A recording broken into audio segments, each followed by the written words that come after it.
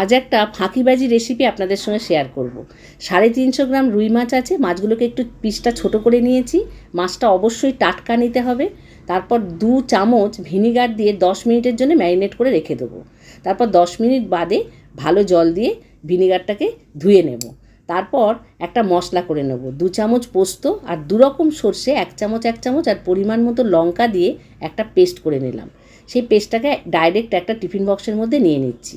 এতে হলুদ গুঁড়ো, লাল লঙ্কার গুঁড়ো আর পরিমাণ মতো নুন আর 2 টেবিল চামচ সর্ষের তেল দিয়ে ভালো করে মশলার সাথে মিশিয়ে নেব।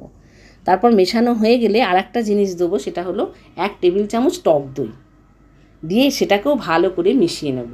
এটা ফাঁকিবাজি রান্না এই কারণেই বললাম, এই গরমে রান্না করতে যে কতটা কষ্ট হয় যারা রান্না করেন তারা জানেন। এই ধরনের রেসিপিগুলো আপনার খুব সময়ও বাঁচাবে, খাটনিও বাঁচাবে। আর স্বাদের কথা সে তো না বানালে আপনি বুঝবেন না।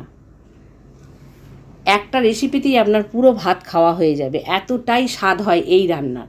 পুরো মাছটা নিতে গিয়ে দেখলাম টিফিন বক্সটা ছোট পড়ছে, তাই আর একটা বড় টিফিন বক্সে সব কিছু ট্রান্সফার করে নিলাম। তারপর ওই টিফিন বক্সটা মিক্সির বাটি ধুয়ে অল্প একটু জল এর উপর দিয়ে দিলাম।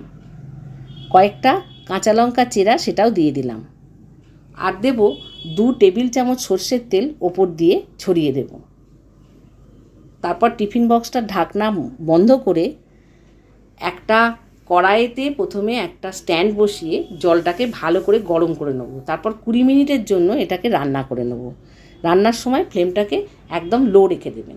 তারপর প্রায় আধ ঘন্টা কি 40 মিনিট বাদে টিফিন বক্সটা খুলে তবেই আপনি গরম ভাতে এটা পরিবেশন করতে পারবেন। সঙ্গে সঙ্গে খুলবেন না।